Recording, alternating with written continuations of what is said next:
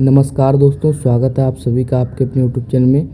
तो आज के इस वीडियो में हम देखने जा रहे हैं क्लास 12 केमिस्ट्री का चैप्टर नंबर 1 विलियन सॉल्यूशन के महत्वपूर्ण प्रश्न। इस प्रश्न के अंतर्गत मेरा पहला महत्वपूर्ण प्रश्न है राउल्ट का नियम तथा इसकी सीमाएं भी लिखिए। मोस्ट इम्पॉर्टेंट प्रश्न है, हर साल आपके बोर्ड एग्जाम में 4 से 5 नंबर का आ जाता है। तो आज के इस वीडियो में बहुत ही सरल भाषा में सीखने जा रहे हैं राउल्ट का नियम क्या होता है। पहले मैं आपको पढ़ देता हूँ, फिर आपको समझाऊंगा कि टोटल नियम क्या है और कैसे आपको इसे याद करना है। तो देखो, राउल्ट के नियम में मैंने कुछ लाइन लिखी हैं, ये 2 लाइन लिखी हैं, ये आपको याद करनी होगी।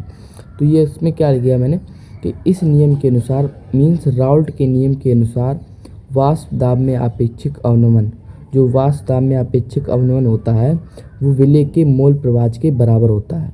तो क्या लिखा है, इस नियम के अनुसार वाष्प दाब में आपेक्षिक अवनमन विलय के मोल प्रवाह के बराबर होता है। ठीक है, इस नियम के अनुसार वाष्प दाब में आपेक्षिक अवनमन विलय के मोल प्रवाह के बराबर होता है।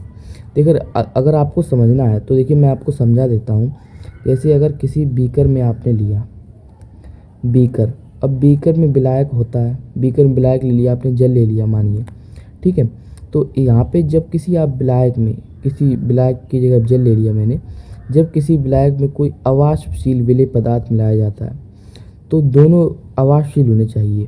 देखो कैसे समझाता हूँ। देखो, जब किसी विलायक में आप अवाष्पशील विलेय मिलाओगे ना, जो जिसकी वाष्प ना बने, समझ रहे हो, अवाष्पशील विलेय मतलब जिसकी वाष्प ना बने, वाष्प मतलब धुआं जिसके आप कहते हो, ठीक है, वाष्प ना बने। तो यही नियम बताया है कि राउल्ट के नियम के अनुसार जब किसी विलायक में अवाष्पशील विलेय पदार्थ मिलाया जाता है तो वाष्प दाब में आपेक्षिक अवनमन, वाष्प दाब में आपेक्षिक अवनमन P naught minus P by P naught होता है फॉर्मूला, ये होता है ना वाष्प दाब में आपेक्षिक अवनमन, आपने पढ़ा होगा। वाष्प दाब में आपेक्षिक अवनमन इसको कहते हैं हम, ठीक है, इसको कहते हैं।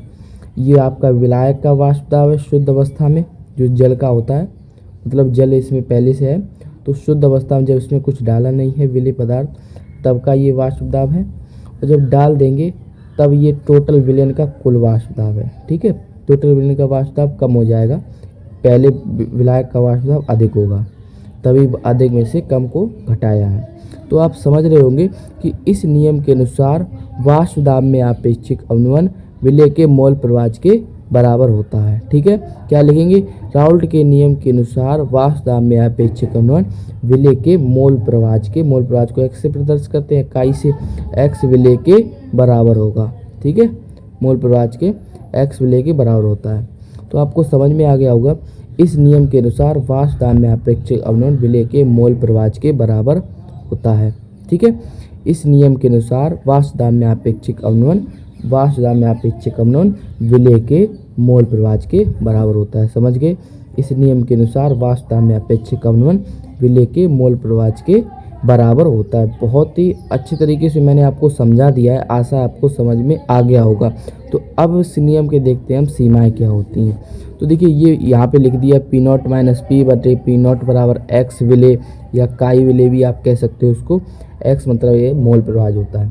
तो पी नॉट क्या है, शुद्ध विलायक का वाष्प दाब, पी क्या है, विलयन का वाष्प दाब, एक्स का विलय क्या है, विलय का मोल प्रवाह। ये आपको ऐसे लिख देना है बोर्ड एग्जाम में आपने।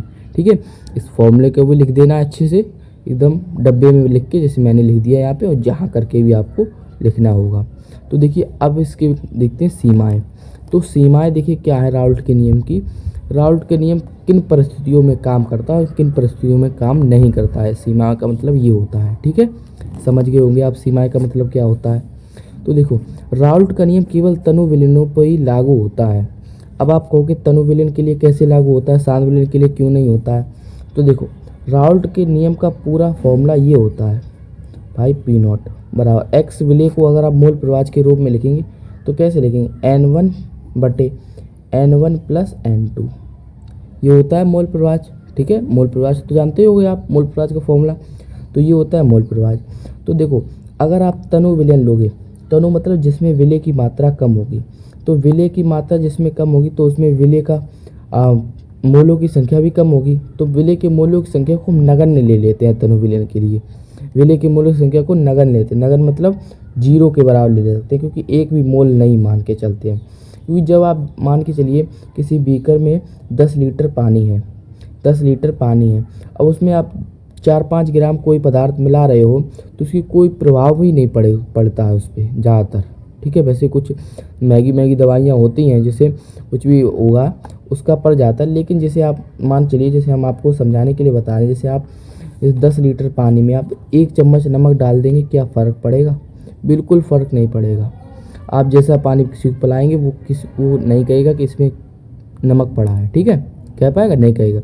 तो मतलब विलेय के मोल को हम नगण्य ले लेते हैं।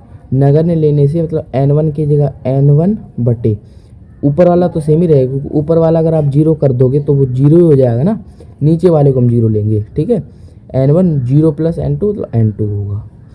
N1 मतलब स्मॉल w बटे m, ठीक है, स्मॉल w बटे m, स्मॉल विलेय का भार बटे विलेय का अणु भार, W2 कैपिटल W बटे कैपिटल M। अब तिरछा गुणा करोगे तो स्मॉल w गुणे कैपिटल M बटे small m into capital W। ये आपका फॉर्मूला होता है ना, ये फॉर्मूला होता है आपका। तो वो फॉर्मूला ऐसे आता है। समझ में आ गया होगा आपको तनु विलयन के लिए कैसे लागू होता है। नहीं समझ में आया तो इतना ध्यान रख लो कि राउल्ट का नियम केवल तनु विलयन पर लागू होता है, शांत विलयन पर लागू नहीं होता है, ठीक है।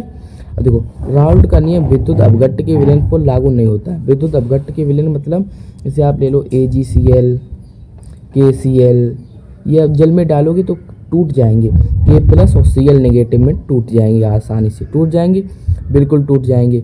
तो इसलिए इन विलयनों पर लागू राउल्ट का नियम नहीं होता है, उन्होंने ये बताया था।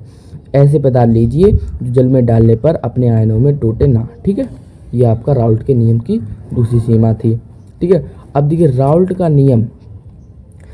का नियम विलयन में उपस्थित विलेय अवयव के वाष्पशील होने पर लागू नहीं होता। वाष्पशील मतलब जिसकी वाष्प बन जाए, जैसे आप गर्म करोगे तो उसके वाष्प बन के वो उड़ जाए, ऐसे विलयनों पर लागू नहीं होता है, ठीक है। तो आशा ये आपको नियम समझ में आ गया होगा। राउल्ट का नियम बहुत ही महत्वपूर्ण नियम था, आशा आपको समझ में आ गया होगा। समझ में आ गया तो वीडियो को लाइक कर दीजिएगा और चैनल को भी सब्सक्राइब कर दीजिएगा। मिलते हैं अगली वीडियो में, तब तक के लिए धन्यवाद।